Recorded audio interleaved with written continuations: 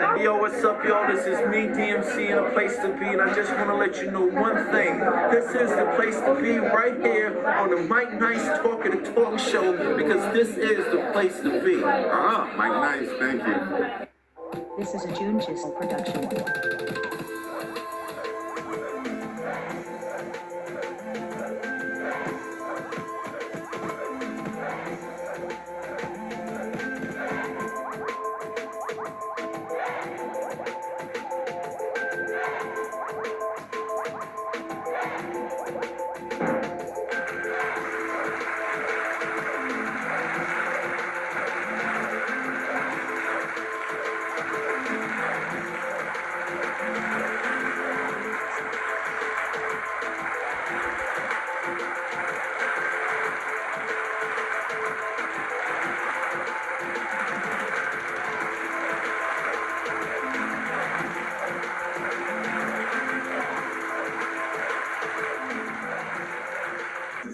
Today we have an exclusive interview with Darryl McDaniels, one of the members from the legendary Run D.M.C. Thank you for taking this time to speak to me, even to meet you. I want to first to say to you, and I said this to you off the camera, but I want to say it on camera, that you really have been inspirational to my life, and a lot of the outcomes that I face is because of you.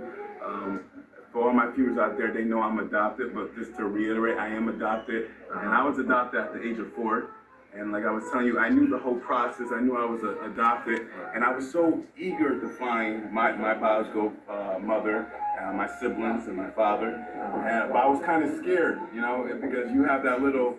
Was adopted. Right. And actually what happened was, it was like, when I found out that I was adopted, it was a shock, but it wasn't a catastrophe. Right. But I felt alone. Right. Because even like when I found out I was adopted, this was before Jay passed away. Right.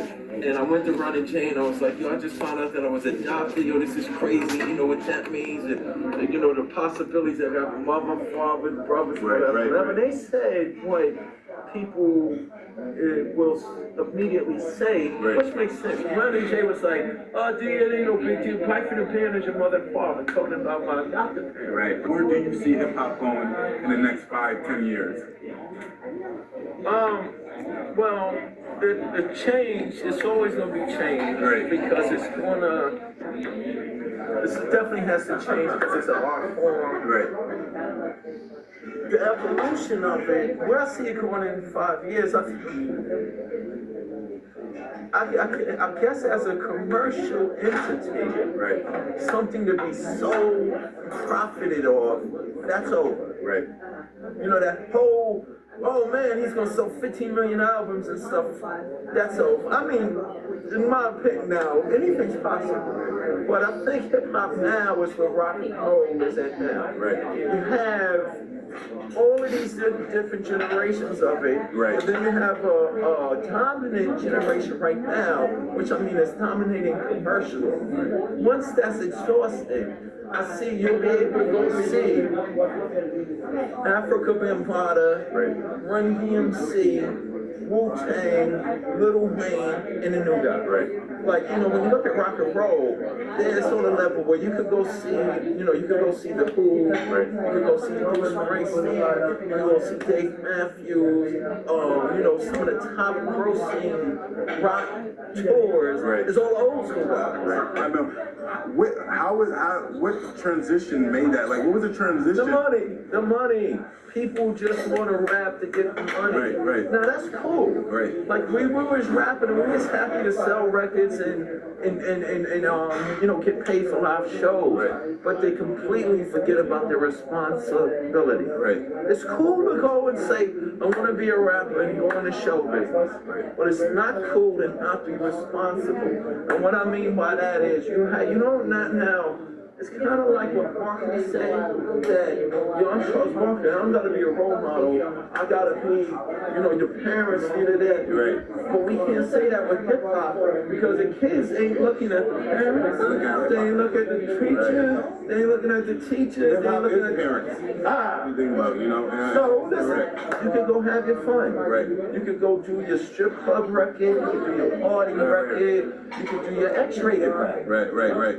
But you got, as an artist, you gotta have a responsibility to be able to provide the information that gives understanding. Right. Like, what I'm saying is this, it's like I said in the interview. You can make a record about a gun. Right. But with hip hop, you have to make a record about not using a gun. Because if you don't, all the kids are gonna think to be hip hop, you gotta use a gun.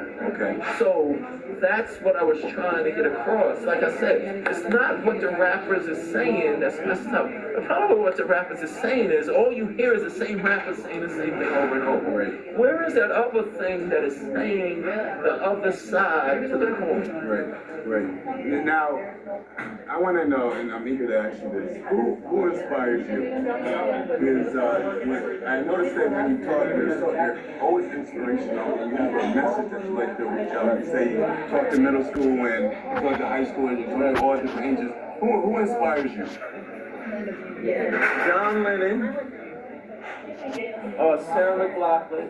She's out there too. Right. That's good. Right.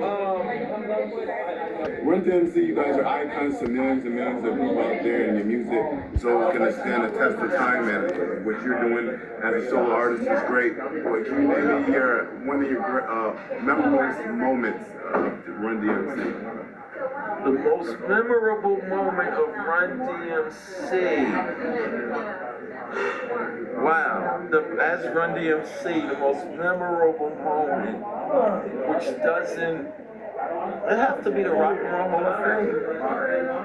Like, I mean, everything else, like when we got on MTV, we didn't care about MTV, we didn't even know what that was. We didn't have MTV in Queens. We was like, what's that? Right. And the label and Russell, man, oh, we got MTV, guys. And, cover Rolling Stone.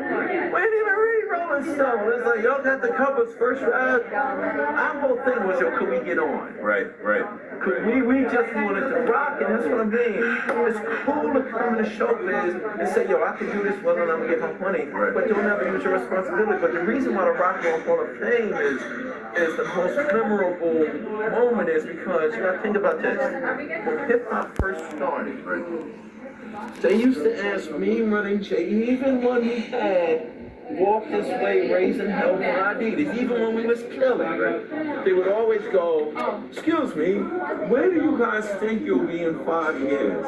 It's rap or fad. Right. So rap always had this negative thing against it. Not only just because they'll pick out what's negative and not focus on the good, but they thought we was a fad. This ain't all that. Right.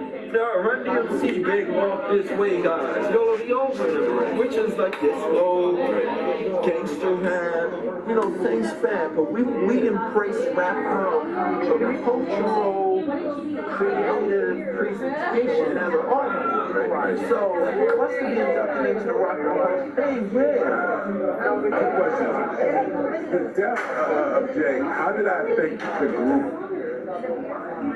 Wow, the death of Jay. Well, when Jay got killed, Run D.M.C definitely was over. And what I mean by that is, now it's possible that you'll get a record like for soundtrack movies. There's a record with Run and D on it together, but it's not a Run D.M.C record because the name Run D.M.C and Master J. If they do a We Are the World or Free Africa or whatever, there's a record compilation with a Run D.M.C record, but it ain't a Run D.M.C record without Jay. So when Jay died, like we have a saying, we can't replace our drummer. And the reason why I say that, I mean, now we could tour. We could go get DJ Jazzy Jeff. Right. Who used to DJ for Will Smith. That'd be crazy. Right. We could go get Flash. But it won't be Run D.M.C. without JMJ. Because when we say we can't replace our drummer, I don't say that in every interview to not want to do it. But people told me this, and this is with Sadiq. Yo, Run D.M.C. was much more than a rap group to us. It wasn't just celebrity. Right. It was Run D.M.C. We did something. So without a record, we need something. Why would we go just do what we did back then, just for the sake of self-edification? Right. Now we could do it, but it has to mean something. Right. And like I said,